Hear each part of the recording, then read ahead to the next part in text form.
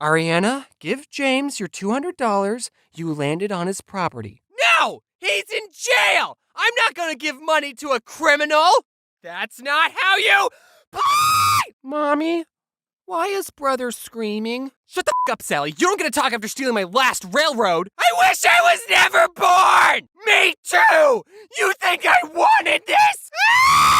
Hi, what you all just witnessed is the phenomenon known as family game night. Family game night plays an important role in the household dynamic, as studies have shown that families who participate in activities together form closer bonds and stronger relationships with each other. So try setting aside some time to play board games with your family. And if they beat you, cut them out of your life forever. Okay, have fun, you guys. Something me and my sister really liked doing was hiding in those circular racks of clothes that they have set up in department stores. Being in the middle of one of those racks is such a surreal experience. I totally recommend it. But my mom didn't like it when we had fun, so she had to reach her arm in and try and grab us. Do you need any help? Oh no, I'm just trying to get something in the back. There's a really nice belt that would be great for spanking my misbehaving children! Before the main fight, there were a couple of practice rounds that were happening on a smaller field, and during the practice round, our team went into this little fort.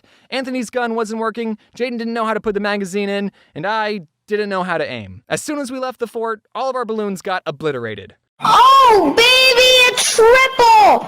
Oh, yeah! Every time one of my siblings insulted another sibling or told them to shut up, we would have to pay them 50 cents. This resulted in a really weird dynamic when it came to insults. We would get excited when someone called us a name. Mom, Luke called me a butthole! That's 50 cents! Woo! I'm rich! But sometimes us kids would just be messing around with each other and we didn't really mean the insults. So we would feel bad taking someone else's 50 cents. Like someone would say, "Hey James, what's 6 plus 6? And I would say, 9, idiot. And my mom would hear me and say, "James, that's 50 cents. And my sister would feel bad, so she would insult me back and say, "James, you're an unpleasant person." Aw. Look, his mom was probably at the grocery store next door, and he just got done with swimming lessons, and he said something like, "Mother, I would be most grateful if you let me consume a pastry with high levels of sugar and simple carbohydrates."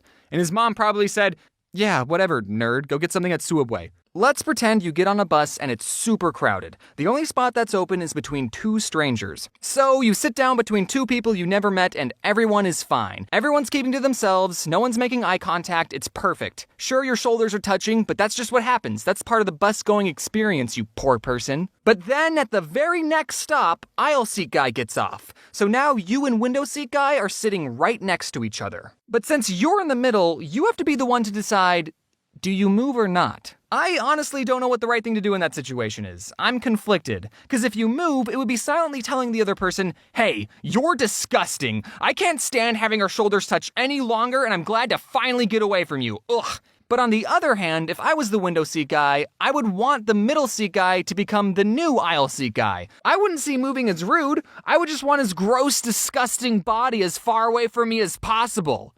That's not rude. This other time, my mom was giving me and my sister a ride to school, and on the radio, she was listening to the worst subgenre of rock music, Christian rock. Just kidding, you can like whatever you want. Anyway, we were pulling up to the school, and I told my mom to turn the music down. What? Why? Because I don't want people to think I listen to this, Mom. You see, I was in junior high, so I cared a lot about what other people cared about. So she turned the music down, but as we stepped out of the car, she turned the volume all the way back up and blasted the music for everyone to hear. Jesus, take the wheel!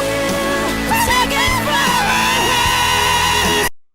Looking back at the situation, I think that's pretty hilarious. GG, Mom. Carrots are the most popular vegetable in the world, having been nominated as the best orange thing ever. Use code ODD1 next time you purchase a carrot to get 5,000 free carrot points and a bunch of weird looks at the grocery store. Give your body the fuel it needs. You wouldn't pour soda in a car engine and expect it to run. Of course, that's not really the best metaphor to use because you also wouldn't pour water into a car and expect it to run. I guess everyone drink gasoline because cars and people are the same.